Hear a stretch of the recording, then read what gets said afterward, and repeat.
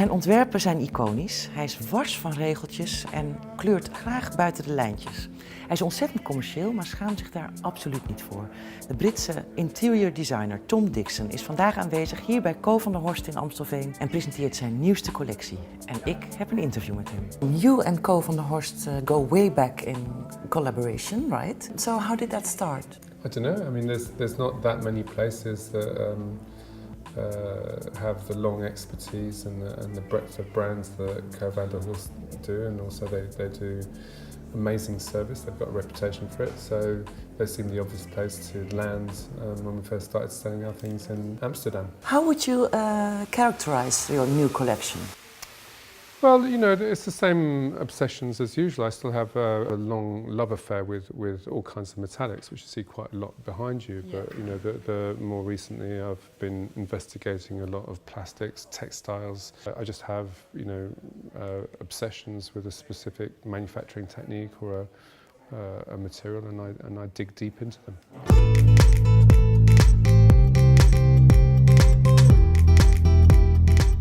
These are still experiments in kind of luminosity. I mean, I guess this is coming from my experience in discos, you know. So this is the idea where you get an infinity mirror, which looks a bit like a kaleidoscope. But I was also experimenting in another effect, which is to try and see if I could make a lamp that looked significantly different when it was on and off. So this lamp on and off is two very different states. So you can't see inside at all when it's off, and it just reads as a kind of almost like a black pearl.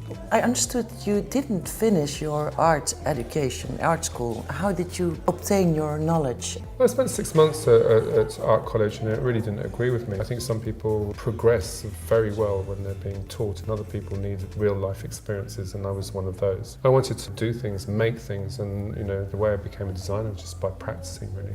I think you need to be curious and you need to be interested, and you know, design's a great job because you can remain interested in so many different subjects, you know, for your whole life. I think because I spent a short life in the music business in London just after the punk movement. You know, it was quite a liberating time for, you know, English teenagers, because it kind of proved that just with an attitude and very few skills actually, that you could actually be master of your own destiny and have, you know, and output things. And that stayed with me when I started designing.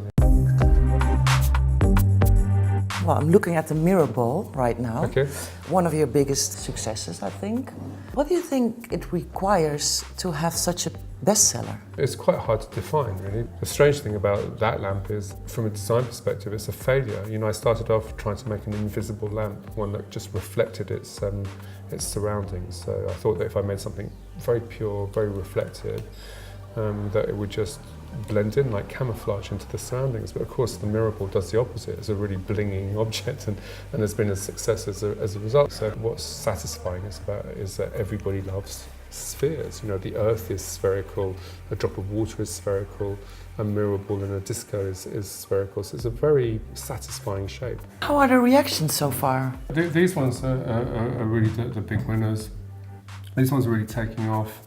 Actually some of the others aren't here yet. And then I've got this slightly kind of kinkier black which is going on here. Black is an interesting colour just in terms of how it's used, particularly in the fashion business, right? Where it's almost the most elegant colour. But here with its kind of reflections, it acts almost like a metallic. You know, you can see it's so glossy that it's mirroring the surroundings. It's got this kind of slightly loose connotations, you know, rubber and vinyl and all of those things that you see in the red light district in Amsterdam. I really like this almost reflective black, which is like oil or treacle. Right.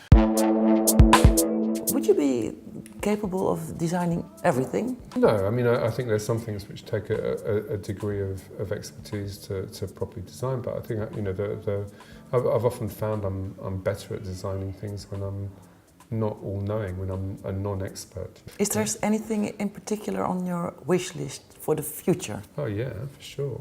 You know, we've done a lot of work in furnishing, you know, so chairs and tables and lights, and then we've done a lot of work in interior design, but we've only done kind of one building, and I think architecture is really interesting.